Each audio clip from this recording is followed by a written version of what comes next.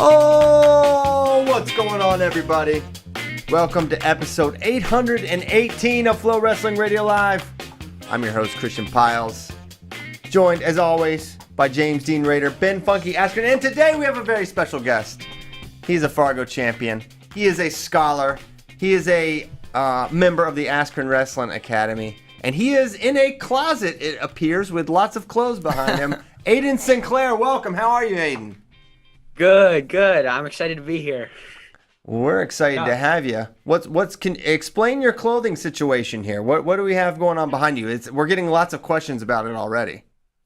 Well, I had ththese rods that were hold my medals, but then it got too full, so we just put those away.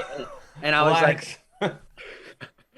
was like, I'm just gonna hang my clothes on them because I was like, I figured it'd be smart and it looked cool too because I don't know. I just thought it'd look really cool. And but I don't fit in any of those clothes anymore. So I mean, I probably got to go through a bunch of them. I have the Askren the Askren muscle tee though, which is awesome. I'm gonna rock that today.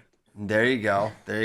Well, Aiden, so Ben hit me up with a text saying he's got you doing book reports for him now, as I suggested. Well, no, he doesn't do book. We brought up on the show I just said this guy reads a lot. And you were asking kind of what he read, and I said, well, we could bring him on and we could do a book report if you want. And I said, hey, do you want to come on and do a book report? And he's like, he got nervous because he thought he had to write it out for you, actually. I said, no. They just want to ask you a few questions.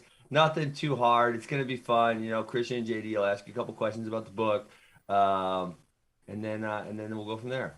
Okay, book reports. This is great. Before we get to the book reports, Aiden, just want to talk a little bit about your Fargo. First of all, your interview was probably one of the funniest, intentionally or unintentionally. But I loved your thoughts on the recruiting stuff and how you just started grilling these coaches, asking them wrestling questions, which I think is absolutely genius. Good job. But just after your performance at Fargo, how are you feeling? Good. I'm excited. To I want to wrestle the juniors. I want to wrestle those really tough guys. I want to see how I fare up against those really tough guys. I mean, I had fun wrestling the 16U. That was really fun, but I want to see how well I do. I think I do really well against those older guys. So. Well, I would happen to completely agree with you there, Aiden. So okay, what is this book? What is the book you're going to be telling us about? And maybe you can pitch it, and maybe some other people will want to read it as well. I'm not a big reader. Ben sort of makes fun of me for this. Yeah, I know how to read. You're an intellectual. I can read. You're not. I'm not an intellectual, and so I don't act like I'm one. Ben is an intellectual. I'm not. Aiden, you are. So what's the book? Why don't you give us the down low? Yeah, so I'd have the copy, but I actually gave it to one of my friends. I gave it to Mitchell for his birthday. So I was like, here. And he already finished it because he said it was really good. But it's called The 5 People You Meet in Heaven. And originally we read it for school. We were supposed to read it for school, but something happened and they wanted us to do grammar or something stupid. But I read it on my own and I was really interested because it was it basically follows this dude who's named Eddie, and he's pretty old. And in the first chapter, it's not a spoiler or anything. He dies. He works at a pier, kind of I don't know. It's called Ruby Pier, but it's a Six Flags kind of on the ocean. I don't know. I don't have that around here, but it's kind of like that. But anyway, he dies and he goes to heaven and there's 5 people he meets, right? And basically he's convinced towards the end of his life that it's meaningless and it's not purposeful and that he didn't affect a lot of people. And that's I kind of tied into wrestling because when wrestling's gone, what's left, how do you find value in yourself? And that's one of the things the book does a really good job. I mean, the author, Mitch Albom, he wrote for the Detroit Times. I think he did sports stuff, but he's also the author of Tuesdays with Maury, which is also a really good book, but that's not the book we're talking about. It's this one, it's just really good. It goes through basically snippets of his life and how he affected different people and how his impact made the world a better place. There's I would say a twist ending kind of, but you kind of you're trying to think who's the next person, who's going to be the next person he meets. But it kind of throws you for a loop towards the end, but it's really good. I like the way it's written and it's really descriptive. I mean, anyway, it's fiction, but it's not sometimes when you hear heaven or that stuff. Like you think you go straight to religion, but like it does a good job of like keeping religion out of it and kind of staying real, just like, I don't know. I don't want to say the wrong word. What was the most important thing you learned about what you got to do in life from the book?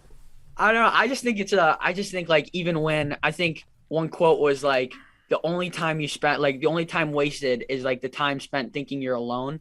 Like he just thought his whole life like it didn't mean anything. He was kind of a failure. He had these goals to like, I think he wanted to be an engineer, but he ended up just being a mechanic like his dad. And his dad was like in his eyes not a good father. But then like you go through, it's kind of like whatever Christmas Carol or with like Scrooge McDuck kind of. It's kind of like that, where they like go back through. I don't want to say back in time, but it's kind of like back in time. They kind of do, yeah. Yeah, it's really cool. It's like I think my favorite part is just like the idea that like you don't like your accomplishments aren't what makes you meaningful. It's like the effect you have on other people and how that lasts like throughout life and how that affects and how that like just positive feedback loop snowballs. That's awesome. Like that. Well, that sounds like a great book to read. And Mitch album, one of the best. So we should definitely check it out. Are you gonna read it, Christian? Maybe I'll have Caleb. No. Maybe I'll have Caleb read it for me. Those kids, these guys fly through books. My kids, they're readers. Just not you. Just not me. Caleb. Believe me, you're no different than Caleb. He ridicules me all the time for not reading. He is absolutely ashamed that I don't read. But it's okay. Oh, we got a little puppy in the background there. Who's this? Yeah. He's what? 25 circles. His name's Max. Yeah, he really had to. Does Ben make you name your dogs after his brothers and people in his family? Do you have a cat named Ozzy? No, I don't know. We got him. I don't even know. He's got to be like, I want to say 9, but he doesn't act like it. He opens doors, so we had to go through the house and switch all the handles to knobs. But my dad got the wrong knobs, so like, serious? He's like a velociraptor. Literally, oh my gosh, that you can't put him in a kennel because he'll freak out. I couldn't put him in a kennel because I was thinking about it, but like you'll hear like the craziest noises. Like it's nuts. But we had to switch the door handles to knobs but my dad got the outdoor knobs, so now our trash door locks. So like that was a big thing for a while because like my mom was like, "Why is the trash door locked?" And so I had to open it with a bobby pin. But who knows? Wow, this is a very complicated dog, but I like him. Give me a little sense, Aiden. How did you get into wrestling? How did this happen? How did you get so good? Yeah. Oh, so I started playing flag football, and I would tackle everybody because it was so much more fun than pulling flags. Like it's easy to do. Not a rules guy. Good point. Aiden Sinclair, not big on the rules. I think he is actually a rules guy, so I'm kind of surprised by that. No, I don't know. Wow, I was a menace. You should have seen I had a mohawk when I was younger, dude. Man. The bad boy. Yeah. Oh man. No, but and then so I think it was that coupled with like I watched WWE a lot too. I was a big CM Punk fan, and then and so I just got into wrestling, and like my first day, like they were like showing us a stance, and I was like, this ain't real wrestling. Where's the tables, ladders, and shit? Like this ain't right. Where's the belt hanging from the ceiling? Like I don't know. And so like I tried to like not do whatever they were showing us. But like that didn't work, They were like, "Well, you got to do a stance." I was like, "Why? Like, why don't I just stand up?" Like, this would be, I don't know. I thought it'd be safer, but I guess not. But anyway, I agreed to disagree. Yeah, and so I just did that for a while. I mean, like, I did like the youth club for like, I don't know. I was also like a really chunky kid, so like I went to regionals my first year, and I didn't have anybody, and so I made it to state my first year. So that was pretty cool. I didn't have anybody to wrestle, and so I made it to state, but then I got pinned twice and like a headlock twice, I think, youth. But anyway, I did that, then went to a private club for a bit, and then like I think I really started taking it seriously in like middle school, and then I think like it really kicked into gear. Like I really fell in love with wrestling, I would say, towards like 8th grade to freshman year. There's a transition where Ben got my club. It used to be called Advanced, but now it's Askren, and I got there was a guy named Tristan Moran, but he's the coach at Cal Poly, and Tristan. We all love Tristan. Yeah, we know him. Good. And then so we just rolled around for a while, and I was like, I just got interested in like the different positions, and then it kind of just went from there, That's and I like awesome. winning. That's fun too. You like winning. So you went from a rules breaking, tackling WWE fan to a Fargo champ in a matter of years. I actually didn't know he was a WWE fan. So who was your favorite WWE wrestler? He said CM Punk. CM Punk. Oh yeah, CM. I know CM Punk. I know. Did you know? Yeah, you trained with him. I bet you could take him down. I bet I could. Yeah, he was. He did not fare too well in the transition. Well, that's cool. Who are some of your main training partners right now? So yeah, I wrestle with Mitchell Messamrink a lot, and then I'm gonna start wrestling. I gotta go to Mech One a bit more, but I wrestle with Colin Connor Marisolo a lot. When Clayton was around, I wrestled with him a lot. Zane Licht, I wrestle with a lot. Noah Mulvaney. I mean, I just got like the best. I mean, Ben, I get to wrestle Ben sometimes. Whoa. Wait, he just kicks my butt, but I just get a lot. Like I get so many different feels. You know, a lot of people wrestle differently. Sometimes after practice, I get to wrestle Kellen, but like I tell him I'm not going to use my weight until I start to lose, and then I start to use my weight. But that's like the most honest thing a high school kid's ever said, because every single one of them does it, but they won't admit to it. That was a great admission right there. Aiden is a very honest young man. I can obviously tell. Seriously. Aiden, do you it, and then you're like, you're using your weight, and they're like, no, I'm not. No, I'm not. That's just how it would have worked. That's funny. Aiden, do you play guitar as well? I feel like your background is just a lot of information and talking points here. Are you a guitarist? No, so actually, well, I told Ben, or is that a wrestling prop? Is that just from when you were gonna bash that over someone's head? No, that's a prop guitar. Ben's like, you're so impatient. I was like, then I'm gonna learn how to play the guitar, and I was learning for a while, and then my grandparents came in town, and they get my room's pretty nice. I get the basement, so they get to, whenever the grandparents come in town, they get to stay down here, and I have my guitar down here, and I swear, and I came down to practice like a couple times.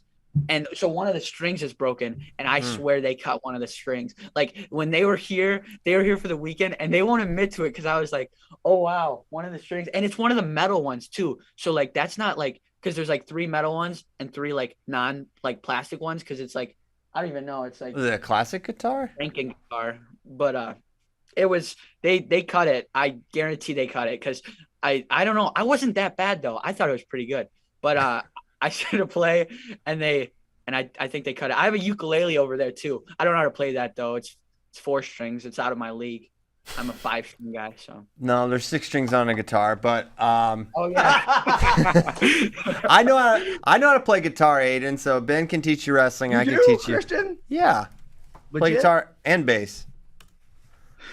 Do you believe that, JD? Have you ever seen it happen? I've never seen it. I would believe it though. I'll bring a guitar tomorrow. I bet you won't play guitar on FRL. That would be the highest rated FRL, only behind Dake Burrows. I don't think it. I think it'll be the lowest rated, but I can play guitar. No, so okay, Aiden. Well, I don't know. I love your conspiracy theory that your family cut your guitar string to get you to stop playing. That's a pretty good one. Dude, they totally did. They won't admit to it. They're in the UK right now, and I'm gonna probably call them after this. But I just know it. I just know it. Like I don't know. I just could tell they were annoyed when I was trying to play, because I couldn't play upstairs because like I don't know, people were here or something. I think people were here. I don't remember. But I was like, I don't know. It was pretty bad though. So I mean, it might be a blessing. Now I have more time to watch wrestling. So you should finally some time to watch wrestling.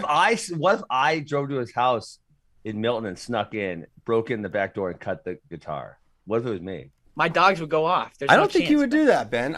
Guitar is a good outlet for a young athlete. It's good. You should stick with it, Aiden. Yeah, I think I might transition to the uke though. It's like more portable, and I have a disc, but I don't know what to do with the disc. Like I don't know where you put like a disc. What do you mean the disc? What does that mean? Like they give us like teaching discs, but like I have nothing for it. Like I don't like a DVD. Like a DVD. Yeah. What? Disc? Who calls it a disc? It's People who grew up without Kids DVDs. don't use those anymore, Christian. We're old. Those don't exist. But whoever, no one has when you went over player. to some of the, no one ever called it a disc. No, I've never heard someone call it a disc. But they don't exist we had anymore, DVDs. Christian. Yeah, think I about know, this generation. I know, it's just so funny. I've never heard anyone. Yeah, we're officially old guys, Aiden. Sorry. Yeah. But I love that you called it a disc. Oh my It's kind of gosh. weird that they still would send a disc because, most people don't have, like, I don't have a DVD player at my house.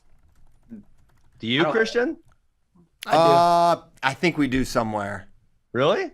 Yeah, because we have a bunch of movies and the kids watch them. I haven't used it. And I just don't know. I still got a PS2. How else That's am my I DVD player. How else am I going to watch Tombstone, Ben? Without the DVD player. I don't know what Tombstone is. What? I mean, you can just literally go to Amazon and type in Tombstone and hit play.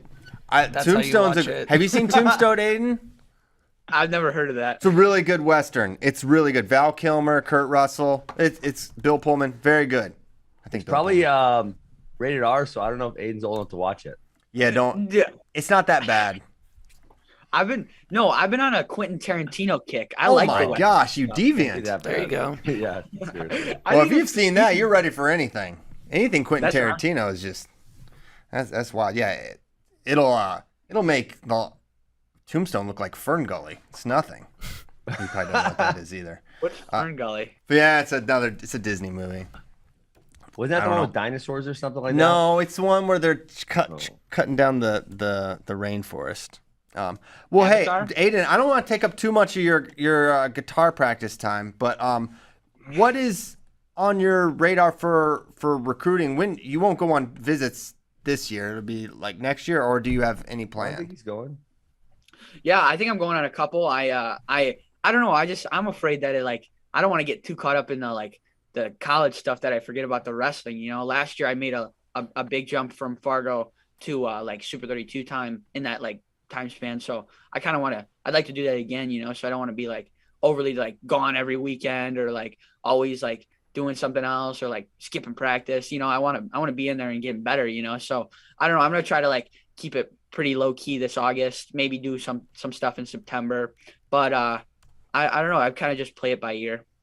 I freaking love it, man. I love where your head's at. Yeah. That's awesome, man. Well, cool. What else you got going on the rest of the summer? You just training? Yeah, just training. I'm trying to get into cooking because I think I could kill it. I feel I don't know, and I don't know what in particular, but I've been watching these 15-minute dinners, and I was maybe I could do it. I could pull it off. Or baking. I think I could kill baking. It's all chemistry, and I did so good in chemistry this year. So I don't know. I think cooking's my thing. Maybe. I don't know. But I don't know if there's a wrestling culinary school or is that a thing or No. no. Okay. Well, no. Hold on. There's probably I'm saying there's probably some universities that have some sort of cooking. Although, do they really? I've never heard of a cooking. I've never heard of it. There has to be something culinary. I think for chefs, there's a specific culinary institute, right? And they go there. They don't actually go wrestle. Culinary Institute of America, Hyde Park, New York. See, JD. Look, JD Yeah, knows. but I don't think they have a good wrestling in his team. teenage years. Yeah, I don't think they have a good wrestling team, but you never know. Baking's.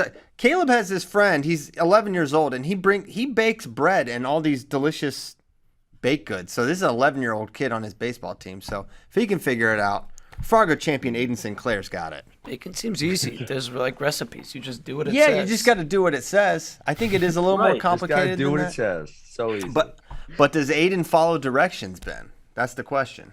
Well, apparently in flag football he doesn't. Not in flag football, but when it comes to making a German chocolate cake, he's going to be the letter of the law. What's your favorite dessert, Aiden?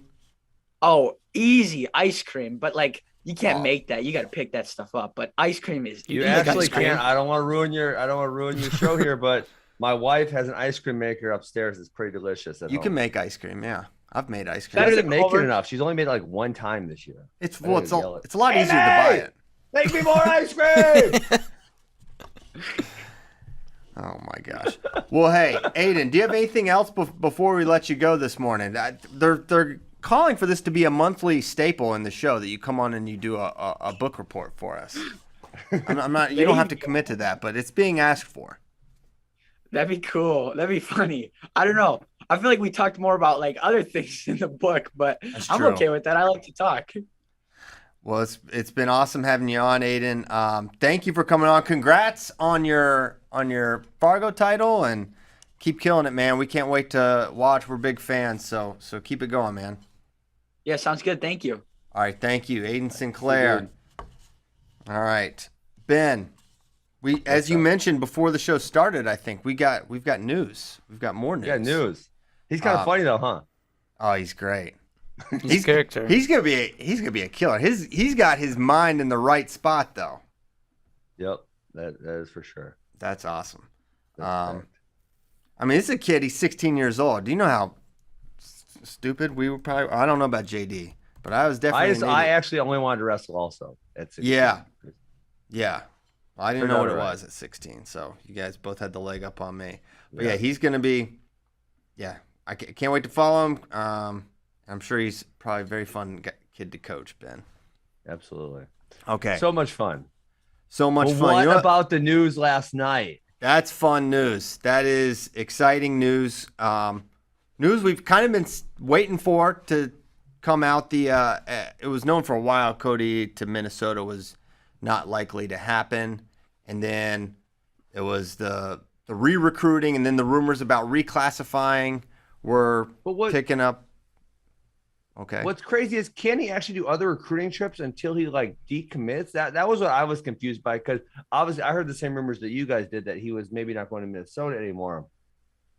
But I thought once you sign your NLI, then you can't go do other recruiting stuff. So it was like, okay, like how's it going to work? And then I figured it would be, hey, I'm decommitting from Minnesota. And then there would be a time period, and then he would go somewhere else after a while. I did not think it would all be announced at one time, And then so when we went this long, we're into late July, and he hadn't announced a decommitment. I figured, okay, it's just done then. Well, I don't think he signed his NLI. Yeah. What? He's only because he's too young. Yeah. Oh, duh. He was planning on graduating next year. 23, but now he's graduating high school, so that changed things. So he wasn't signed. It was just a verbal, and he switched his verbal to signing with Iowa, which is where everyone thought he was going before he committed to Minnesota. There were a lot of connections there, and everyone thought he was always going to be a Hawkeye, and not even considering his style, which is pretty prototypical Iowa style, very in-your-face, hard hand fighter, underhooks. He's got that. And so it's big, and obviously Iowa has a good recruiting class coming in for 23, and now he's going to be 22. So the question is, when does Cody Chittum fit in? How does he help the class of 2022 Iowa recruiting class? Obviously, he's a big get.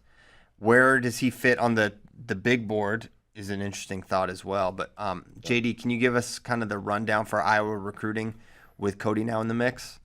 They got a very big class in 2023 coming in with Jezeroga, Gabe Arnold, Ben Keeter, and Ryder Block.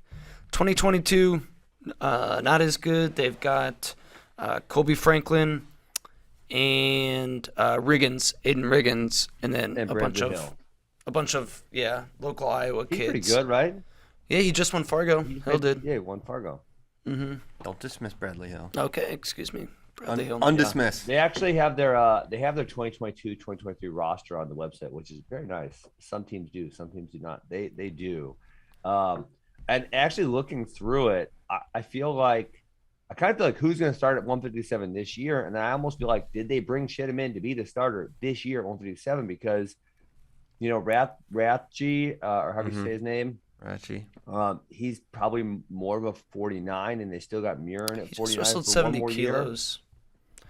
He had wrestled 70, as did Chittum Chittum because has they wrestled split. both 65 and 70 in the spring. But yeah, there's not an obvious starter at 165. So I think, 157. So you have Kennedy at 65, you have Murin at 49. There's no one super obvious at 57. So I guess now it's either you're going to go Ratchy or you're going to go Cody Chittum, probably, right? I know Chittum sees himself as a 49. He thinks that's probably the best weight for him. Mm-hmm. Obviously, Brand says, hey, we need you. You're our best option at 157, and you're ready to go right away this year. I'm sure he would step up. But I think he's going to Iowa City, but is he for sure enrolling this year, or is he? No, so not for sure. He could gray shirt, then roll up.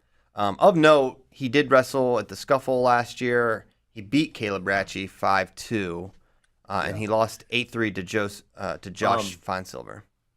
Without a solid RTC as, say, a Michigan or Penn State or Penn, a lot of these programs have a lot of people training in them. I feel like it would be hard to be a gray shirt at a college which doesn't have a big RTC because, obviously you can't go to the NCAA practices. You could, in fact, attend the RTC practices, but especially during season, if there's no one there, it's like, are they going to pull someone from the team out of practice every day? Is there going to be a special practice? Like what, who are you going to work out with type of thing, I mean, he could wrestle Pat Lugo. I think that would be pretty adequate training partner for. Sure. But I think basically, how many people are in the Hawkeye RTC? Well, Marinelli, Lugo. I guess DeSanto. No. DeSanto's performance last weekend actually was pretty solid. He beat up on don't say it. Your guy, DeShazer. I know. And DeShazer made the finals he of the World laced him Team up. Trials. Yeah. Wow. And this is not a guy. I mean, DeSanto was not a guy wrestling a ton of freestyle. At least in his high school career, or certainly not much in his college career. He did U23s Honestly, in 2020. That's pretty much it, though. Yeah, I really feel like DeSanto, not to get too distracted, DeSanto could be a good freestyler because he's got a great tank. He's mostly neutral. Like he never developed a really high level top game, and so the majority of his points were neutral points, or obviously if he got the guy on their back, majority of the time was from some type of neutral transition. He dumped him. Yeah, I think. I mean, for Chittum's purposes and where he's trying to get, he has more than adequate training. You can go up and train. It's a better situation than what he's in Tennessee right now. I mean, yeah. Obviously, which is a big reason why he decided to finish high school this summer and go there. Is that, look, I'm going to have better partners, better coaching, just an all-around better situation. Yeah, and the Dennis connection's been there for a while. He'll have Daniel there to coach him up and probably roll with some as well. So he's going to have no shortage of really tough training partners, whether they're college guys or just the Hawkeye Wrestling Club wrestlers. So he'll be in good shape there, and they'll have a decision. But I don't think you use him this year because I don't think Cody Chittum gets you over the hump. Against anyone. Well, I mean, Spencer will be scoring a whole bunch of points, and then you got Real Woods. Do you think Cody? All right, do you think Cody is ready to place at 157?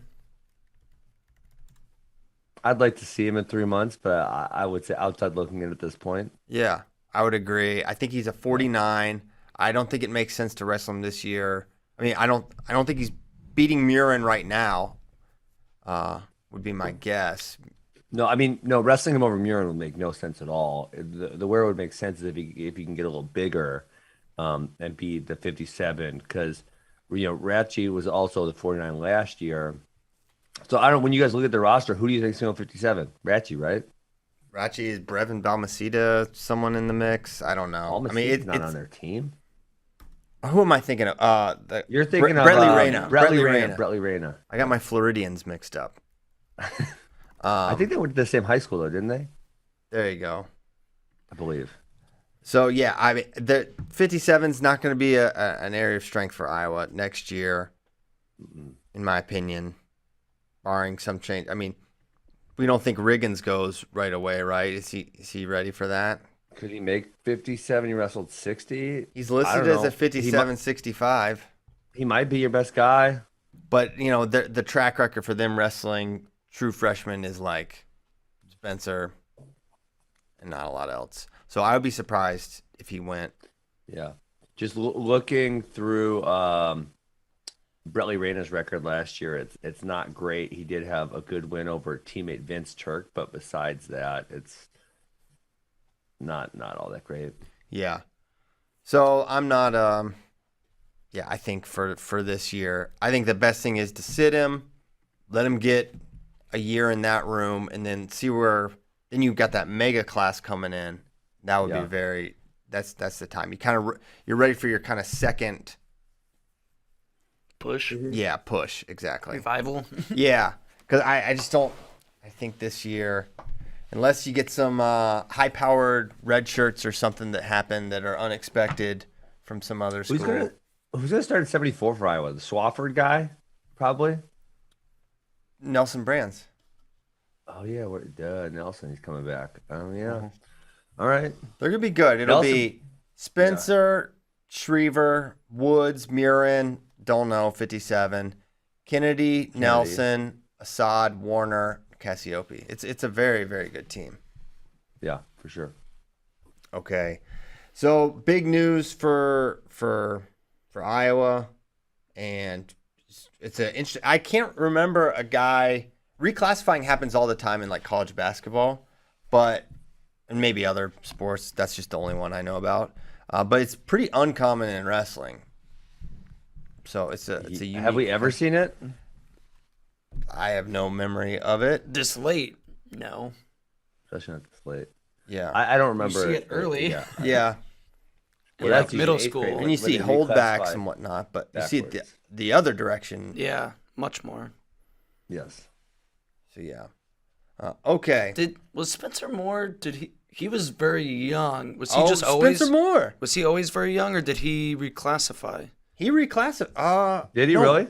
I don't Yeah. think he did. I think he was just super young. No, he reclassified. Okay. He did. That's a great one. So funny. It happened like maybe it's Joe Caprino's on the same page as me in the chat.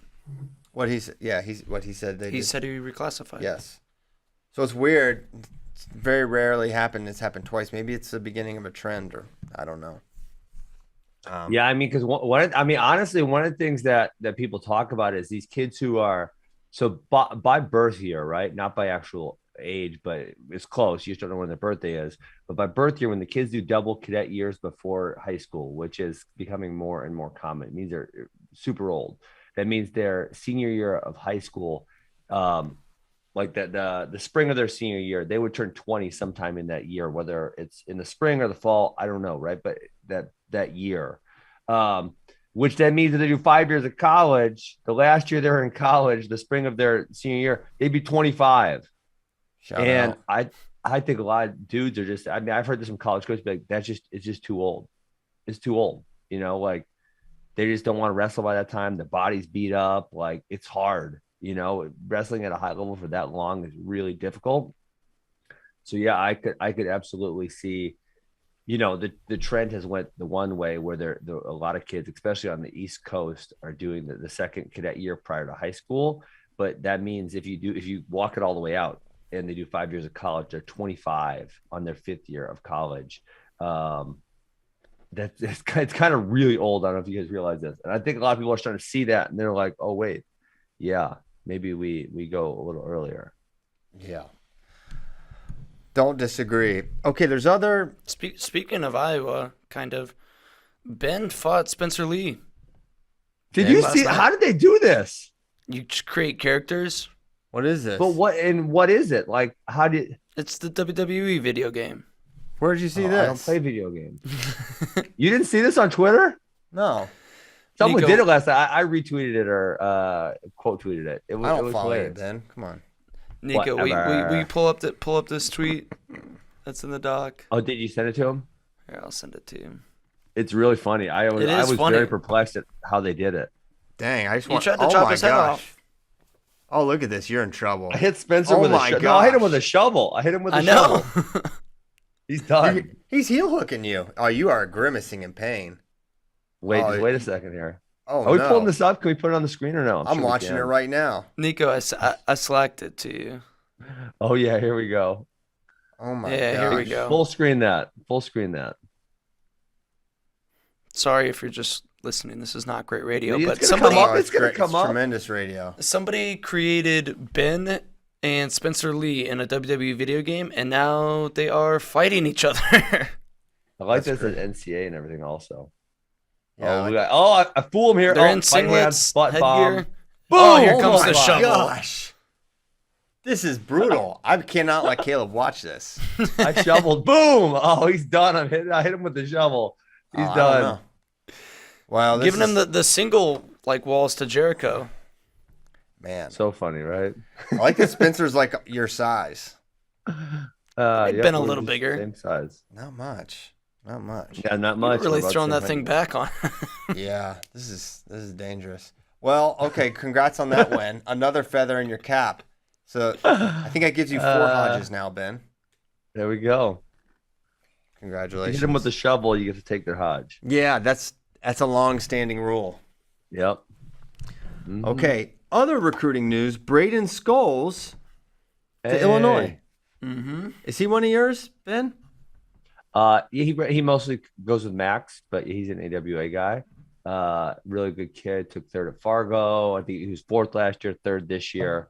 Lost a really tight one. I was in the corner of his Nico Ruiz match. I was really frustrated because there was a little tweak he needed to make, and he probably would have got it done. But I think it was like a 10-8 or 11-9 loss. It was a really wild match. He's a great kid, hard worker. I know Mike Poto was really excited to get him. So, yeah, that's exciting.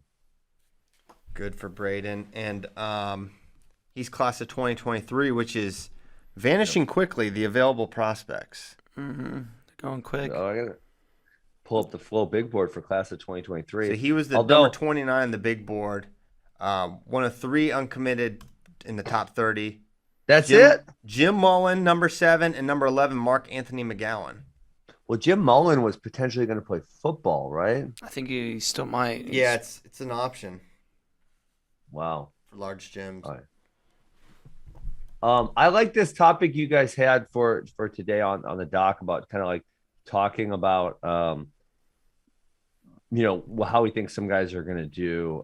It's interesting because, you can, and it's kind of fun sometimes to go look back at other recruiting because when they're coming out and you got your top 20, you're like, shoot, all these kids are so good, especially the top 10. Now, in my opinion, the kids who are top 10 high school big board going, out of their senior years are kind of like almost NCAA All-American caliber already, right? Not that they do All-American, but like skill level wise, they're very close. Yeah.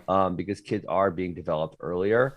But inevitably, there's still quite a few that don't pan out. And, it's always feels wild to me. It's kind of like the NCAA tournament. The brackets come out. You look at the brackets and because it's happened every single year, there's going to be a bunch of dudes lose who are top 8 seeds. And you're like, okay, but who's going to lose? And you look at every matchup, you're like, nah, that ain't going to happen. No, that's not going to happen. But it's going to happen. Mm-hmm. You know what I'm saying? So like, it's really like, it's a really hard mind trick to like realize, hey, a bunch of these top 10 dudes ain't going to pan out. And then you're like, okay, how do you pick which ones are not going to pan out? Do you think we will see less quote bus unquote with kids getting better younger? Or do you think it'll be pretty much the same? I would love to just we should be able to do that study, right? I mean, you can go back for the last however many years. I mean, I guess like prior to whenever you guys started doing big boards, you'd have to go like A6 Tiger, they had those posters, what I'm talking about, guys? Yeah. But there was one of those years where you looked at the first team and it was like one of the 14 were good college wrestlers. It was like, there's some years where it's like really wild how many kids didn't pan out. Yeah, I think it was way tougher to predict then. Now there's so much more national competition. Everyone's going to the same stuff. Data. Way more information, way more film. There should be fewer busts, right? Theoretically. Theoretically, yes, should be. But then the other part of that too, Christian, is kind of what we talked about with the. And this is where we as AWA like talk about and think about this a lot. Like, dude, competing and wrestling at a high level is really freaking hard. It's hard on your mind and it's hard on your body. And if you've been doing it since 7th grade, you're already at 6 years by the time you graduate high school. You're already at 6 years of really high level, hard training and hard competition. And so, I think some of these dudes are just like, I just don't want to do it anymore. Like, I don't want to train that hard. I don't want to do what's necessary. And they're just done, And for a lot of them, getting to college is like a destination, right? That's like the arrival. Sure. It's like you want to You want to wrestle well in high school so you can get some opportunities to go to college that you might not otherwise have. And then once you get there and you have a package that, you know, you can go to school for a reasonable amount, sometimes that's where the hunger can end at times for some. Yeah. And that's why finding people that just freaking love it is just such a underrated attribute, because you can't quantify it quite as well. Yeah, that was I mean, I was talking to a college coach yesterday. Like, well, did they love it? I'm like, yeah, they freaking love it. I mean, and it's smart. That's the question that's asked, because it freaking matters. Like, if you think of it as a job, or think of it as a chore, something you have to do, you ain't gonna make it 5 years. It's too freaking hard. You're not gonna do it. Yeah. And then you're gonna be a drag to be around, because then you're like not happy coming into practice every day, and you know, it's just, it's gonna be a battle. So I think that's probably it, more than strictly skill level. Because like I said, when these kids are coming out and they're you know, top 10 big boarders, like from a skill level standpoint, they're kind of ready. They really are. At Missouri, was there anyone that didn't love it but had great success that you could remember, or had good success? My era? Yeah. I'm just trying to think of people you were around. No, not really. I mean, like I can think of one kid. I won't say his name, but like one kid, for example. I mean, and there's probably a lot of these, but one, he started as a true freshman because he was really skilled, and he kind of had some really good moments. You know, he pinned some good guys, but then ended up just like didn't love it, and then ended up not qualifying for the NCAA tournament. Just kind of fell off a little bit. And then never came back for the next year. You know, like he had a pretty solid first year, and they just didn't come back, you know, because he just didn't love it, didn't want to do the school. And yeah, actually, I could think of kind of maybe didn't have as good of a first year as him, but I can think of quite a few other people that fit that category. Gotcha. Because you got to figure it does happen at some places. Absolutely. Like the talent can win out, but by and large, they got to. You know what I love that I haven't seen you guys do, Christian? And I'm pretty sure you guys have done this before. I think is like the re-rank. Where they take the top 100, and then you obviously have to create a scoring system, most likely based on NCAAs is probably the best. And then re-rank them whenever they're done. You know, now 5 or 6 years later, and just kind of see how they all ended up. And so it would be really funny, JD, if you could do that with, say, like class of 2010 high school group, and then re-rank them in 2016 and see like how many of the top 10 were still in the top 10. Yeah. You know, that would be like, for me, that would be a lot of fun to see. Old recruiting class rankings are very fun. I'd like to look at. You just love remember wins. I do? Yes. Everyone does, I think. Do I? Is that my thing? I like to remember when. Well, so I feel like everyone, Kristen. It is fun. Everyone loves it because you look back and you think. I mean, like right now, you look at this top 20 of the class of 22, and you're like, holy crap! All of these dudes are like, that guy's good, that guy's good, that guy's good. But you know, man, if half of them make it to reach a high level of college wrestling, it's. I would say it's pretty shocking. Like it's not really all that likely that half of that group make it. And so, okay, who's not going to make it, and why aren't they going to make it? And then you look historically, like, oh shoot, I wish I could pull up. You know, can I pull up? How would I pull up like a class of 2012? I pulled up 2016. I got it here. Can you pre 2016? They're a little harder to find, but okay. Where did you put it in the doc by any chance? Yeah, I'm gonna put it in the top of the doc. Okay, top of the doc. Top of the doc. I'm waiting for it. But there's got to be some guys on there that didn't do that well, correct? Yeah. I mean, number 4, Nick Reenan. Number 5, Mason Nick Manville. Reenan made Final X. Yeah, well, we were talking about college. I mean, for college. For the number 4 overall recruit. But Griffin Perriott at 7, I don't think he ever All-American, right? I mean, Mason Manville was far less productive than Griffin. Yeah. As was Nick, I would say. Yeah, and then number 12, Drew Hughes, like maybe an NCAA qualifier. Bresky was a bust. Rudy Yates, I don't think Rudy Yates ever wrestled the college mats, bust, right? Yeah. Total bust. for sure. Carenti, I don't. He's a Rutgers guy, maybe. Yeah. So Let's find the biggest gym in the back. Devin Schroeder was 99. Ryan Deacon 97. Taylor Vins 96. Well, remember though, Ryan this I think was updated before juniors. Before he beat Yanni. Yeah, and then Ryan Deacon did that. So he wouldn't even have been in the top 100. This was pre him beating Yanni at juniors that year, but it didn't get updated after. Got it. So before he wrestled for Northwestern, it was kind of like, oh, this dude is really good. Greg Bolsek at 89, Diggin at 83, but there's a lot of names that just never. Yeah. Sebastian Rivera 78. Wow. Oh. Deegan Remember Blake Reipel? He was really good. He's at 41. A lot. Max Dean, I don't think he ever wrestled. 74. Yeah. There's multiple national champions in the back half, and that doesn't even count Seabass. G. Grimm, shout out, 67. 66, Tariq Wilson. See, this is just fun. I don't care what you say. It's so much fun. We don't care what you say at all. We should be able to maybe as we're going live, we give them the link so they can also see it. Yeah, that would be good. The Darmy Army at 38, highly, highly underrated. Terrible ranking. He asked, at the beginning of if you had just gone after their freshman year or whatever, you'd be like, oh man, this guy's going to be super high. And then, he obviously kind of didn't pan out, right? Evan 25, Xander 26. I don't think so. They were very different. Evan obviously probably, if you were to do the stats, he'd probably be very close to the top 10 of this group. And then Xander obviously never really competed. He had some injury issues, obviously, but never competed at Division I and a starting team. Yeah. Some of these guys have been gone for a while, and some of them still, Max Dean was class of 2016. I didn't realize that. Yeah, how is he still? But he, in my mind, isn't someone that oh man, Max Dean's been around forever. He hasn't approached that territory for me. But he has. But he certainly has. Well, Taylor Lamont still got eligibility. He's at 15. Yeah, but he feels like he's been around forever. But they've been around the same. Yeah, and then Mitch McKee's been gone for 2 or 3 years. That's what's strange. He never redshirted. So weird. Yeah.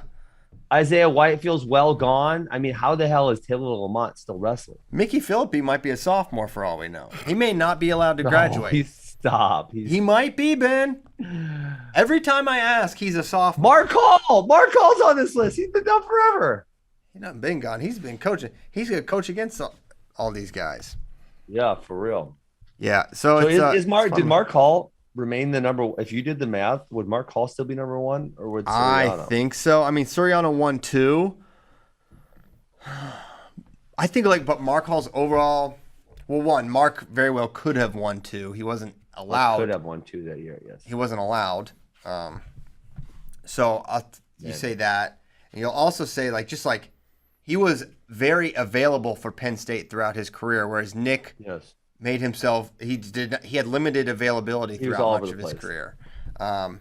So I think that. Evan would absolutely. Evan's easy top 10 on this list. I think. Yeah, for sure. He's top 10. For sure, easy top 10. Luke Pletcher is a guy. It's very high. He was number 9. Yeah. Yeah, I think that he'd go back down to Seabass, Max Dean, and Deacon would go from the 70s, 80s, and 90s probably to maybe some of them to the top 5. Yeah, top of the podium. Yeah. Wow. Pretty cool. Fun looking back at that. So much fun. Love it. Okay. So we didn't actually get to the thing you said you were excited to get to, which was we got distracted. We never get distracted. And that's really rare for us. I will blame Aiden Sinclair for that. Easy scapegoat. Yes, no problem. So where do we just kind of our thoughts on some of the best kids in the class of 22? JD, why don't you kind of tee it up a little bit and pose the question? Yeah, we're just looking at, there's a variety of different questions we can get into, but just looking at some of the best guys, do you think, they're going to pan out?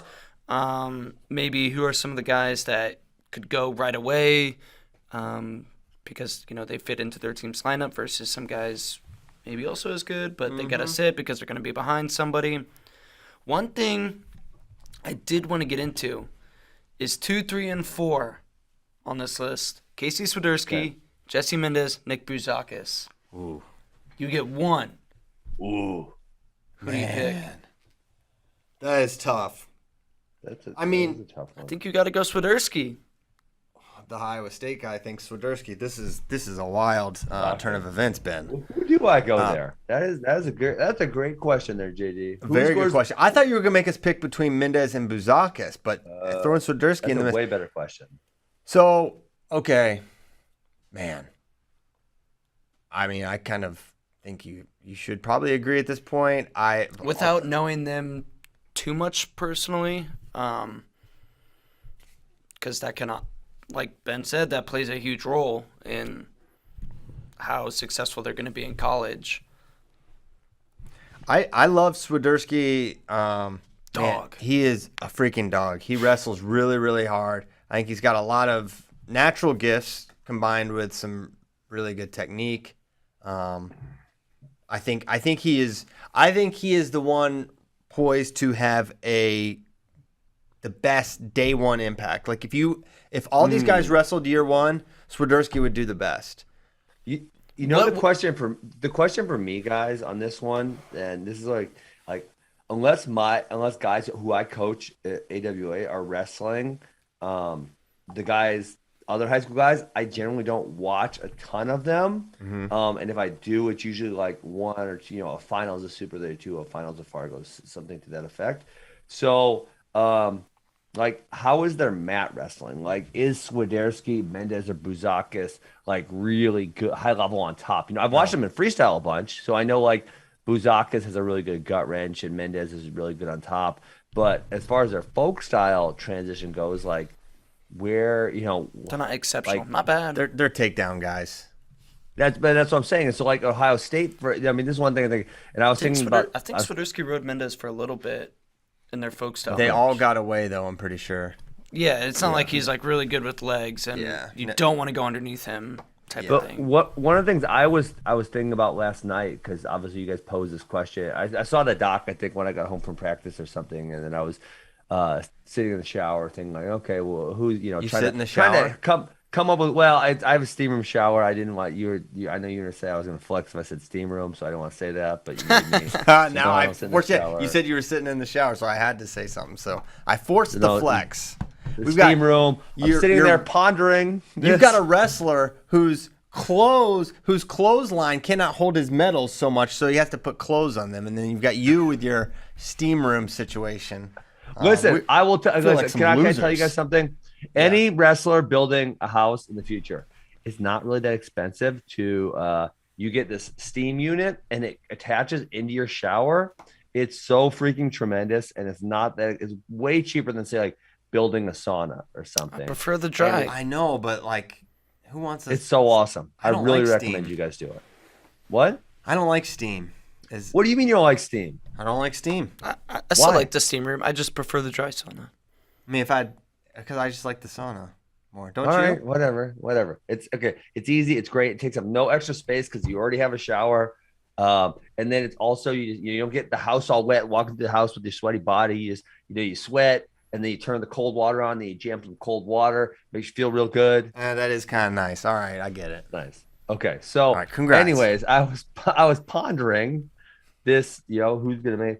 And the one thing I was thinking, I'm like, okay, I'm gonna make someone mad, and I'm like, F it. I make people mad sometimes. Like I'm just telling you, like Ohio State guys end up sucking on bottom a lot of times, right? So if Mendez and Bouzakis are not already good on bottom, and I don't know, I haven't watched them wrestle a lot of folk style. If they're not already good on bottom, they're probably not gonna get very much better on bottom. So they're gonna end up stinking on bottom. So that really, if you can't be good on bottom in college, it really kind of caps out the level of your success. A lot of times it's hard to tell how good a high school kid is on bottom because they don't face a lot of times the elite. Because they're already so much better than exactly, so they can just get out from pretty much everybody. But if they face an elite top guy or a college guy who's 4 years older than them, it can be a whole different ball game. So that can top's a little bit easier because obviously if a guy's really good on top, he shows it in high school. Yeah. But if a guy is weak on bottom, it doesn't come through as much on high school. That's true. Yeah. That's a great point. that's what makes it even more of a crapshoot, especially guys that make a lot of their bones and climb the rankings on freestyle stuff, and then they win their state titles, but this, their state championships are not against the elite of the elite because or where their state is. That can definitely be a complicator. Man, but I didn't really fully get to answer the question because I was like, year one, I like Swiderski. Long term, 4 or 5 years, just Mendez. I just love his ability to get to legs. From a mentality standpoint, or what? I don't even know if I want to say that. I do.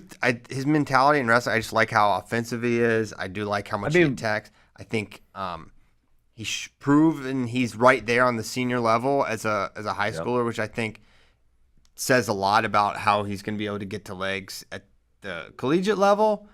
I think if he finds the right weight class and all those things, I would probably say him, but man, I don't know, man. And Buzakis literally just beat him, but he lost to both these guys within like 4 months. So I mean, but the other thing we just talked about, Christian, was it's at this point it is largely a mentality thing. Like if you love it, you want to be great at it, you're going to develop new skills, right? Or different skills than you already have. And if you don't love it, it's going to become a chore, and you're going to, maybe because of your current skill level, you still stay relatively competitive, but you're not going to make those jumps. So it's like, another thing is, I don't know these kids. Like, I don't know. Mm-hmm. I don't know. Do they really love it? I'm not sure. They all seem to be that way, but it's sometimes it's hard to see from the outside, which I'm on the outside with all of these guys. One thing I do like about Swiderski is he showed progression throughout his high school career. Yeah. He was not a top 10 guy freshman, sophomore year. Yeah, you have to love his arc is crazy. I love how he wrestles. I think he's ready to go. Of all these guys, he's ready to rock. Who would you say is the best top wrestler in this class? Mitchell's really good on top. Is he? So you guys said Mitchell too low. I don't like that you guys. I would say you guys should. This is maybe my bias, but I think I'll make a great point here too. Is like you said with Swiderski, like you said with him, he showed progress. We like that. That's a really good thing, So I think more recent results should be almost more heavily weighted, So it's like, I know these rankings, class 2022 are, I know they're May 16th, but you have Mitchell Messerich at 18 and you have Caleb Henson at number 7. Now, listen, this wasn't a lucky leg race or something. That match wasn't really all that competitive. Not really close, And then obviously now he goes on to beat Levi Haynes twice. And so obviously if we did the ranks after the UWW junior trials, I know he'd probably move up even higher, but yeah, I think we should wait later results a little more heavily because these kids can show progress as the time goes on. Yeah. I mean, Ryland Rogers just lost to Cody Merrill. Mitchell versus Jordan Williams. I think you like that arc more than Jordan's. There's a lot of guys. I think he could jump. I'm most interested in Brian Soldano as a prospect because he is just he's just got a really kind of a fun, unique style. He's funky. He's just I would say about him. Sorry, go ahead. I'd be curious for your thoughts. I like someone that's different. He's different. Hey, you know who's good on top? Hunter Garvin's pretty good on top too. Okay. But Soldano, what I would say about him is he scares me as a prospect because he does use tricky stuff to win. Now, here's the problem with tricky stuff. Kids continually get smarter and smarter about wrestling. Mm-hmm. And so high school kids, they're so easy to trick. Like Sinclair, I do so much bullshit to him, he just falls for the high majority of the things I do, and then as they get smarter and smarter, they fall for less and less and less of it. Right. And the first 5 times he falls for it, and then he's like, oh, I see what he's doing. And then he figures it out, right? And then I do something else tricky, and he falls for that, and then he figures it out. And so, he's getting progressively smarter about a feel for wrestling and where something tricky is going to happen. And so Soldano's got so much, I don't want to say gimmicky stuff a little bit and tricky stuff. And now we have seen a few college wrestlers who've, been able to keep that up. But I would say it's more often the guys who don't have really solid fundamentals, they struggle when they get to college because people stop falling for it. Who's the best gimmick wrestler you can think of in the last 5 years or so? Oh man, now you put me on the spot. I mean, Dylan Ness was definitely. Dylan, that'd be a good Do you one. consider Zeke Moisey? No, I think he had one tournament. No. But he used Funk in that tournament. He used it well. I mean, he freaking single leg cradled Gilman. I don't know if it was That's Funk. true. He kind of just straight up beat Nishan too in that match. He's like got takedowns. I think he maybe out scrambled him in one thing, but I'm gonna try to look up the 2022 NCAA bracket so I could kind of see who fits in that category for me. I mean, honestly, Wisconsin Barnett kind of wins a lot of matches on like he's just kind of like tough and finds like that's a guy like that. But then you see in certain matches he really struggles because he can't consistently get to the legs. So I mean he is actually achieving at a relatively high level with kind of like a lot of like tricky stuff, if that makes sense. I think he's a good example, and he makes it work. Yeah. I mean, those guys can be interesting, and Soldano as an upper weight, that's also interesting. I mean, him and Fishback's an interesting one for me. Have you watched much of him, Ben? No. Oh, so can I give you one more gimmicky guy? Well, so 149's kind of filled with them between Lovett and Donian and Gomez, and all of them are achieving at a really high level.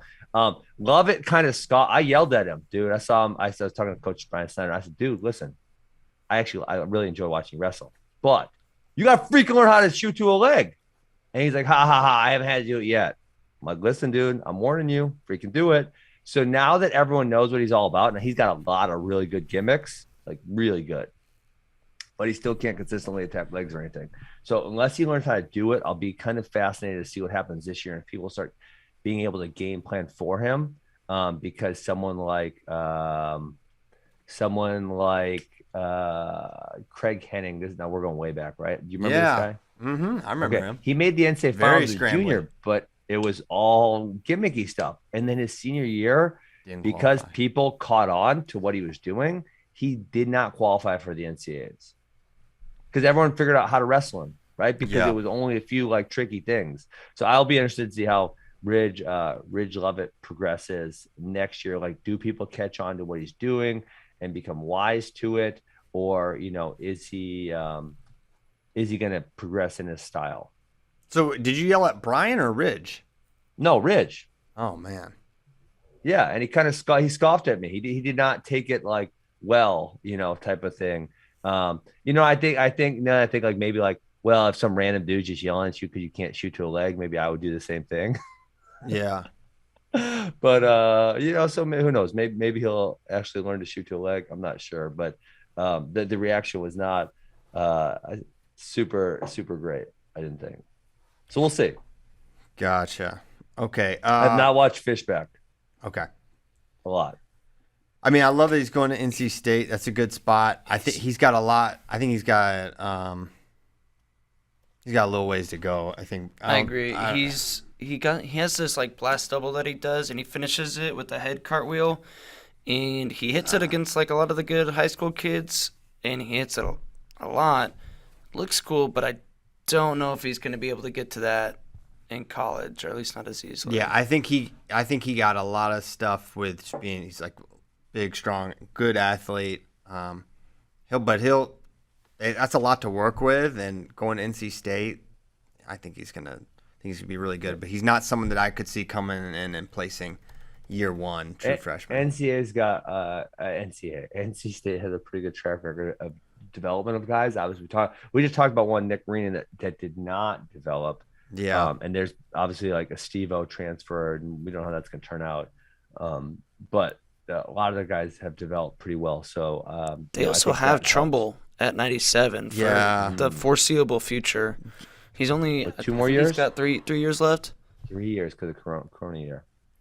Yeah, that's interesting with Trumbull, that dynamic. I don't think either could probably go down, and I don't know if either. I think they're gonna need a 184 after Hidley's done, but they'll cut him down if one of them, they're not above the attempt.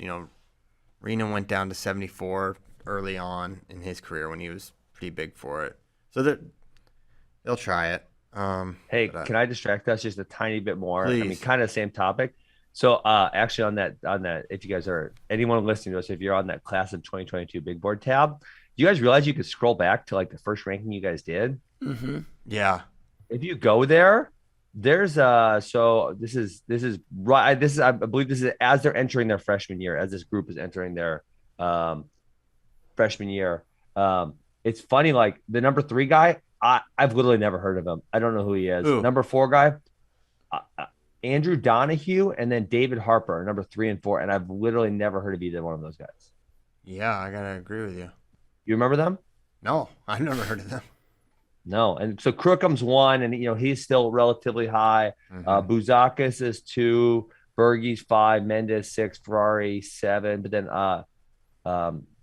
Cruz at 9. I don't think he really wrestles anymore. You got a guy named Pettigrew at 11. I haven't really heard of him. I remember Noah Pettigrew. He's going to North good. Carolina. He's like 50 right now, 50 range. Oh, so he's pretty good. Cody It's just fun looking at how Cody the guy named Chittum. Bam West. Cody Have you ever heard Chittum of was Bam West? originally a 2022 guy and then held back. Yeah. And now he's is not back. 2022 guy again. Comes full Wow. circle. Crookam's an interesting one because he slid not due to losing matches, but that he couldn't stay healthy and hasn't competed much the second half of his high school career. He's going to need different dimensions, I think. He's like really reliant on one leg attack. That's basically his primary thing. So he's going to have to. The injury thing scares me too. I mean, I think. The best ability is availability. Wow. Exactly. Because if you're getting hurt in high school, then you already have all that. I don't know. And it's concussion issues too. All that going into college, then you're training at a really high level for 5 years. Dude, that's hard. That is so hard. Yeah, that's it. It's concerning. But he won a PA state title. He's not gonna be a Turner, but he can ride. He's like got the prototypical Pennsylvania deep waist pressure ride that he'll be able to get a takedown and do some stuff. But ice cream? It remains to be seen. Did you just get ice cream? Coffee. Oh wow. Where's the ice cream? Unbelievable.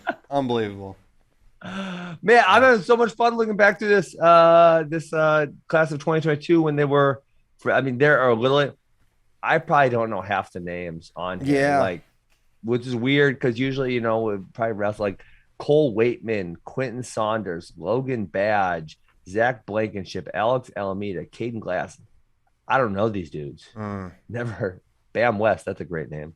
I remember him. Probably because of the name. You're not gonna forget Bam West. Luke Great Geog name. was there in 16. He's someone he kind of moved up and around in this whole down, class. Yeah, Andrew Donahue and David Harper. Yeah. I don't know who. So they are. I think on the current class though, guys, I would be worried about. You got to say obviously Ferrari because of the family situation. Mhm. Jordan Williams, him defaulting on a tournament. I don't know. There's a few times I've actually watched him. It kind of, to me, appears he doesn't really want to be there all that much. That's just how I'm outside looking in. That's what it looks like. He literally quit the sport for a little bit, but then come back. That makes it even worse. Well, and then he came back and he said he kind of had a rebirth. of Someone sorts. called him and pumped him up. I forget who. He said it. That's cool. It was probably the Collinsville coach. No, it was like a wrestler that's not even remotely affiliated. I can't remember who it was. Anyway, but going to Oklahoma State, who knows? Yeah, I don't know. They've had a handful not pan out recently. They've been getting a lot of really good recruits, and I think it's social issues. Spratley's really interesting to me because I haven't seen much of him, but obviously he was really impressive at UWW juniors. So I'm interested in how he. And if you can come in and be 125, I don't know why I feel like that almost bumps you up a point or two, but really, yeah, because I don't know, just how many good seniors are there that are 120, 126 pounds? Yeah. A lot of those guys are younger and grow out of 125. So if you can be a career 125, that's kind of a little bit of a boost. for me. Huh. But I who knows? don't But who feel knows? He could similar. grow out. Exactly. Yeah, you just A never lot know. of guys do. It's hard to maintain that weight as a adult male. Nishan was like a 112 senior, and he could not hold 25 throughout his career. It's really just tough to know. Do I get to some questions or keep going? No, with I want to keep talking about this. Okay. I'm having so much fun. fun. Keep it. Wait, Asking. that David Harper that I never heard of. Yeah. I found him. He's 87 on the current list, and he now lives in Tennessee, not Georgia. Okay. He's going to Wyoming. So Shout out. fell down the list he's a a little Baylor bit, kid. but he's still on there. Yeah. So now like let's do. I'm gonna do this for you, Christian. On that bottom of the list, so bottom 25, bottom quarter of the list, we had 3 guys in the class of 2016 who were savages. In this class of 2022, when you look at the bottom 25 from 25 to 70, who on that list strikes you as like, oh my gosh, I think this guy's got a lot of potential. He could be really good. You're asking me for the bottom 25 for the class of 2022? 2022, yep. Bro, I don't know. Who strikes you as, come on, let's have some fun here. I don't know. Well, figure it out, Jack. Make some guesses. No, I don't know these. Throw some No, darts. why Blindly throw not? some These darts. kids. I don't know these kids. Look, Interesting. going off name alone, you got to go Chet Bus. Chet Bus, that sticks out. Great name. Dude, who do you think? You obviously have some opinions. You know what? A guy at 80 that I was really impressed with last Jude? week. He kicked one of my guys' butts. Jude Swisher. I guess I didn't want to sound biased by saying his name. I remember you know him somehow. I don't really remember how, Yeah. but I think he took 5th maybe at Fargo, and he's going to UPenn. And they have a pretty good thing going on. So that's kind of one that I like. Abden, actually, one of my guys beat Abden, but then he wrestled all the way back early, and he wrestled all the way back to All-American, and he kind of had a pretty diverse skill set. This is just me watching these guys, right, a couple times. So I think like, okay, he could maybe develop into something. Little Rock had some. They had a Fargo champ. Neil Arisman knows what he's They doing. had a Fargo O-Dub That's pretty sick. Oh yeah, and multiple sick. All-Americans. Wow. They're gonna definitely be top 20, maybe top 15 recruiting class rankings. Whoa, When they come out. that's amazing. yeah. And yet Dunn's others at it's- 59, which he would obviously have to move way higher. You know, another guy I kind of like at 56. Actually, I like 55 and 56. Finn Solomon. I watched a handful of matches. I was kind of impressed with him, and then Garrett Grice. He's pretty damn tough. I don't know much about his folk style skills. I've seen him in freestyle. You know, most of these guys get NWC kid. freestyle Greco. He's got good freestyle skills. Be interesting to see how he pans out. Nice. Well, we've got some. It'll be fun to look back on this in like 5 or 6 years when we're old people doing this show. Ben won't be. Ben will be retired from media at that point. The Askren, he'll be breaking ground for his AWA Austin. Hopefully. That's funny. Okay. Speaking of AWA, someone asks, and I will ask it. Okay, from FRL is the best. How different is the training at each AWA location, or are there frequent meetings to discuss ideas? There are frequent meetings, more frequent in the season. And then we're actually not doing it this year, but we generally have like a get together with all the managers in August where we do a day or 2 days, or don't think we've ever done 3 days. Talk about not only wrestling things but business things. But we do spend a lot of time together. And yeah, I think we have, so obviously like Newman, who runs South Shore, he wrestled at AWA. He worked for us every summer. Wagner wrestled with us growing up. He wrestled with us in college. He worked at AWA by Max and I for 3 years prior to starting the one in Green Bay. The newer one would be Patrick Spray, who he probably is less influenced by us in Madison, but Max kind of puts together what do you call it? Syllabus, not of like what every practice is, but like we need these skills to make sure they have these skills. You can build the practice however you want, but we need to be hitting these things at this point in time. It's like the fundamentals. Here's the base that you build, and then. Yes. But what does that list look like? Because it's not like single leg, double leg. What is that? What is Why on not? that? Well, okay. Is it? It's just you just write down single. Yeah, leg, pat spray, absolutely. single Yes. leg. Yes.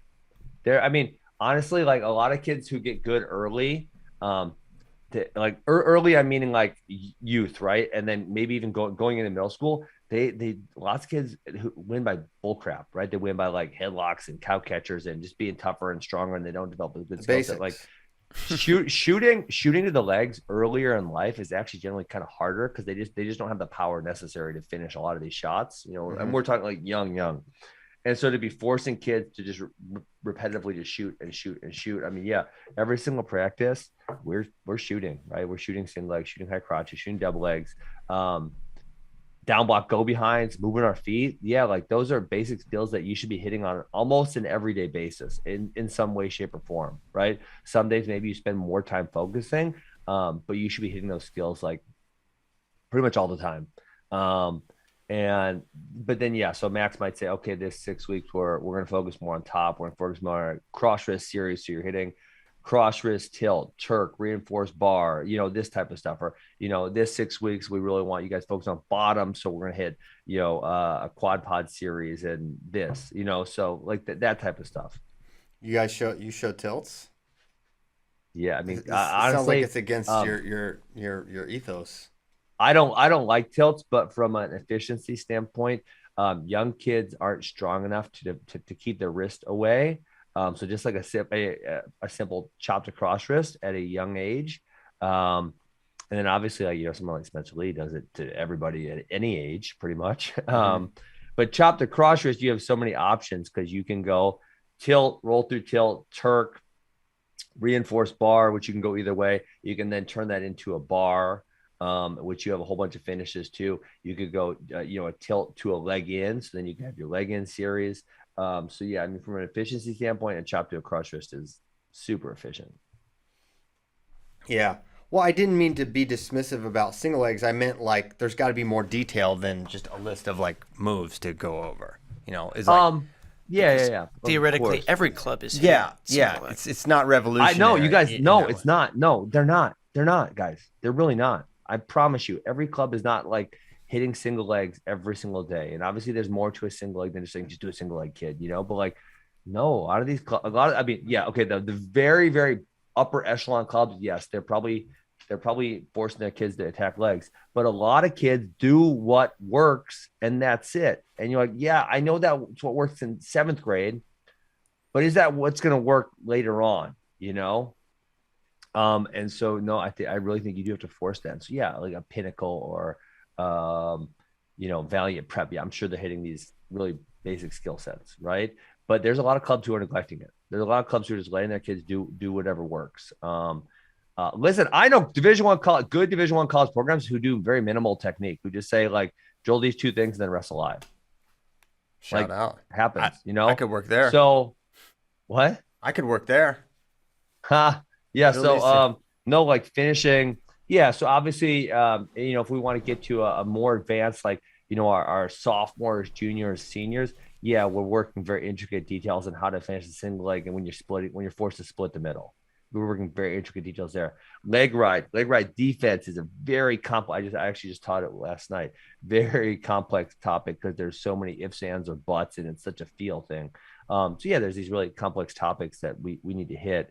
But I am telling you guys, like, even on days where I spend a lot of time on leg ride defense, yesterday we warmed up shooting high crotch for 10 minutes. We cooled down shooting high crotches. Like we are doing these basic skill sets all the time. No, I assume that. That's not surprising to me at all. I just think there's more. There's more details within the word high crotch than just high crotch is what I meant. You know what I'm saying? Like, yeah, of course. Setups, the finishes. That's kind of what I meant more than. I'm not surprised at all that you guys are drilling fundamental leg attacks every single practice. That's so you would be surprised. I mean, if you start watching, and you're never going to do this because it's not in your job description, but like watching middle school kids, like how many good middle school kids can't actually efficiently attack the legs? Honestly, Aiden Sinclair, he's a kid. So he said he wrestled for a club called Advance until I think it was 7th grade. And then, we ended up, Brad, the guy who ran that, didn't want to run it anymore. So we ended up buying that. But he wasn't a great leg attacker at all, right? He had a really good arm drag and he was smart. So he knew if I get the kids to go under me, I can be better there, So a big part. And one of his best qualities is he's really open. He's like, what do I need to do? I'm like, okay, cool. I can tell you what you need to do. So let's develop some really high level leg attacks. And now he's getting to the point where he's pretty consistent with his snatch. He's pretty consistent with his high crotch. He's pretty consistent with his head side single. Like he's developing these things, but and obviously I can't predict his future had he not been, but there's a lot of kids who their coaches say, just keep doing what you're doing harder. Like they're not going to suggest all these changes to a kid who's already really good that they need to make. Also, it can be hard to, that makes sense actually. Yeah. And then, the other thing, obviously with our system is we have a lot of kids who you have an AWA membership, you can train anywhere. So Aiden Sinclair goes to both Madison and Heartland, and he'll go up to Mech 1 sometimes. The Mech 1 kids will come down to Heartland. Even like a Green Bay kid, like a Clayton Whiting he'll do the Green Bay practices and he'll come down to Heartland sometimes, So like they see multiple coaches, and that's important because when we go to Fargo, it's important that you have a lot of people that you're comfortable with in your corner. You're comfortable with me, you're comfortable with Max, you're comfortable with Josh, right? And that way, and because we all have a very similar system, not all the exact same, but very similar, or I can go to youth nationals and I can coach Josh's kids, right? Or Pat's kids. And it's not a big deal because we all kind of know the same stuff. Yeah. And there's common terminology, I would assume as well. Yes. Okay. Emma Brontel asking. Yeah. I'm sorry, I'm going off now. I sent Cash Stewart. He went out to Cal Poly and he's like, the Cash Stewart, highly intelligent kid. He actually finished his associate's degree while he was in high school. Really smart kid. And so, you said terminology, and that's what we have terminology for all these scrambles. We have this position, that position. Here's what you do. And he goes, Ben, I went to Cal Poly. He said, they just called everything a scramble. He's like, well, this is this position. He's like, and they said, no, that's just a scramble. And they literally called everything scramble. And so he's like, I don't know what to do because they're just calling everything whole thing a scramble, but I have this name and that name and this name. So yes, from a terminology standpoint, it's really, really important for wrestling coaches to know what you're saying so you can say a word to a kid and he knows what that word means. He's not like scramble. What does that mean? I don't know. It could be 27 different things. Yeah. Very good. That's good stuff. Mm-hmm. Emma Brontel wants to know the Vegas odds on if Ben can make it through an entire FRL without using the word tremendous. And I think you have not said it yet today. But you do say it all the time. You say it a tremendous amount. Thanks for listening, Emma. Emma just did a youth camp. She did our first ever AWA girls camp. She did a great job. So we were really happy to have her here. And tremendous is a great word. So I feel like I should be able to say it when I want. That's right. It's a good word. I want to get Natalie to a girls camp. That'd be great. Yeah, that's good. Mason Bressel, did C-Pile's 3rd grade shark attack book inspire Ben Askren's fear of sharks? So yes, I authored a book in 3rd grade for Mrs. Hart's class. I put that in my parents are in town and they brought this book I wrote. My dad, they kept all my stuff. And every now and again, they'll show me something that I did. And so my shark attack book made it from Churchville to here. And I don't know if it's inspired Ben. I don't think you read it. It never hit the mainstream publication. Never hit the mainstream. But it was big in Churchville. And it had a lot of fun shark attack facts. I'm going to defend myself about the fear of sharks. So listen, here's the deal. It's honestly the most irrational thing that you... It's not irrational. I'm going to explain to you why it's not irrational. Sharks are scary, number one. Number two, I don't even really like the ocean anyways. Like, if I really loved to surf and I didn't surf because I was scared of sharks, that may be irrational.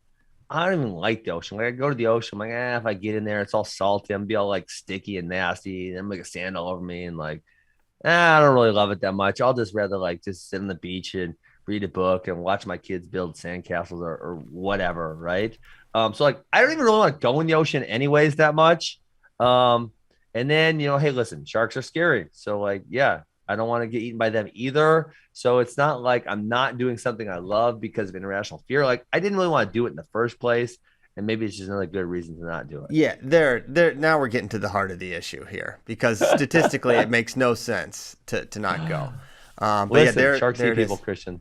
I still have pretty similar handwriting. I think JD could attest to that. It's not much better. My son Caleb dunked on me for misspelling fierce in 3rd grade in 1990, whatever. That's a hard word. Yeah, I used an S instead of a C. I before the E, except after C. I think I got that part, but I used an S instead of Oh. a C. Which who's to say? So yeah, you're scared of sharks. It's sort of surprising, but not liking the ocean. That's a fine take. I can kind of understand that, but statistically, you're Sharks very are safe. scary, Christian. Sharks are scary. They are scary. Okay, this is a really tough question. Favorite cereal not involving goldfish or hot sauce, Ben? I don't really eat breakfast all that much. Cereal. When I did eat some cereal, Trader Joe's had this really delicious. It was like granola and some type of nuts, and it was very good.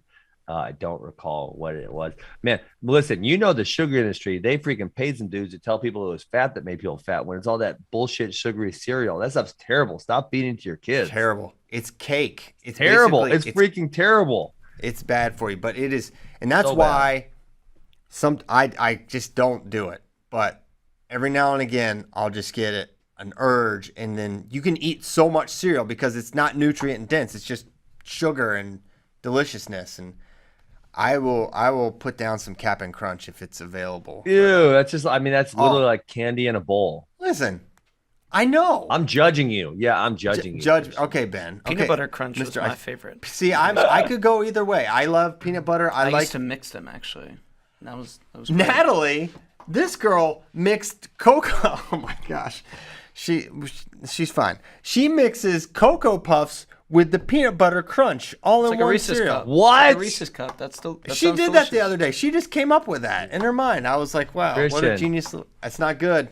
Just It's not don't good, buy Ben. that stuff for them. Just don't buy that. Like we have, You like think I think buy we it? have I don't honey buy nut it. Cheerios, and that's it. I don't That's think the only Natalie's thing we buying have it. here. No, I don't think Natalie's going to the store. we are deducing who's buying. I do not buy this. Christian, you're buying cereal for your children. You're enabling them. No, I'm not. I don't buy it. I'm pushing eggs. I think we're gonna hit a. You know what the big problem is like breakfast it's also a meal of convenience, and it's like not that easy to like find the best. But we're gonna be doing a lot of eggs and stuff now moving forward. I'm gonna institute a tough regime, tough but fair. But we're getting off But fair. off the You need some sugary junk. eggs are good for breakfast. Yeah. Need some protein. Oh yeah. Oh yeah, that's right. Let's do one more question. It is also animal related. Travis Master Giovanni bought a zoo. Oh my God, I saw this. He has and Swayze wants to know if we can do a show from there, which I don't know the internet capacity of this zoo.